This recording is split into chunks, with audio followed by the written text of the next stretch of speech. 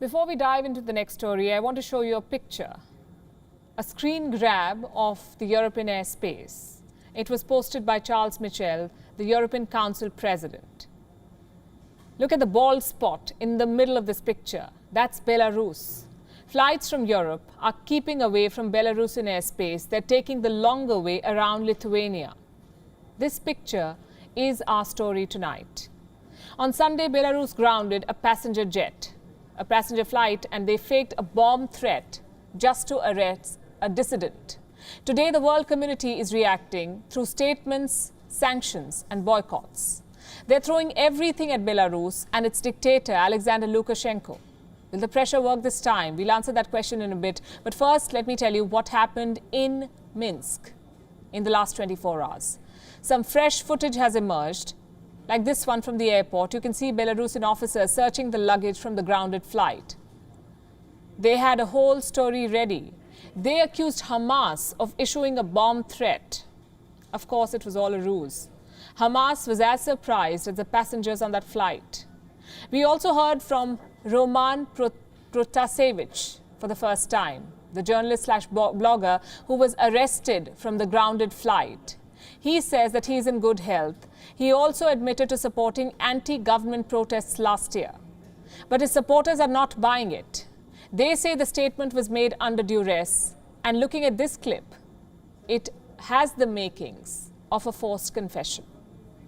Hello, my name is Roman Protasevich. Yesterday, I have been detained at Minsk National Airport. I am now in the Minsk Detention Center number 1. I can state that I don't have any health issues, including heart or any other organ's disease. Police officers treat me properly and according to the law. Also, I now continue to cooperate with the investigation and give a confession on organizing mass protests in Minsk. Clasped hands, ambiguous background, classic propaganda tactics. The Belarusian opposition has seen these tricks before, so they believe the situation is the exact opposite, that this man is being tortured by Lukashenko's police. And this is a genuine fear. Every day Roman spends in custody, the threat to his life escalates. So the pressure campaign on Belarus must be swift. We've heard reactions from NATO, the European Union and the United States. All of them had sharp words for Belarus and Lukashenko. Listen to this. The forced landing of a passenger flight by Belarus was dangerous and unacceptable. This is a state hijacking and demonstrates how the regime in Minsk attacks basic democratic rights and cracks down on freedom of expression and independent media. In the European Council, the judgment was unanimous. This is an attack on democracy.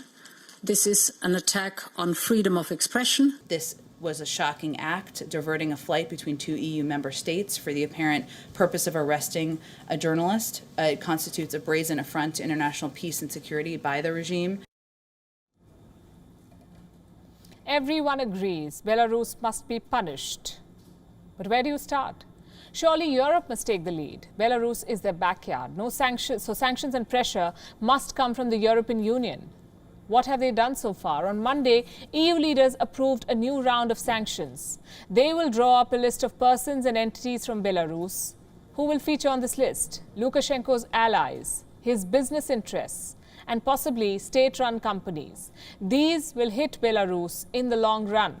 But the immediate pinch will come from aviation. This is what Belarusian airspace looks like. The few flights that you see are either domestic or Russian. All European operators have been asked to steer clear, and they have responded to this call. Air France, Lufthansa, British Airways, they have all started flying around Belarus now. So pressure is piling up from Europe. But this is nothing new for Lukashenko. The EU first sanctioned his government way back in 2004. 17 years later, he's still in power. How is Lukashenko doing this? You see, Belarus is blessed by the reality of geography, and Lukashenko uses this to his advantage. This is a country that straddles Europe and Asia, and for 2 decades, Lukashenko has been playing these two powers against each other.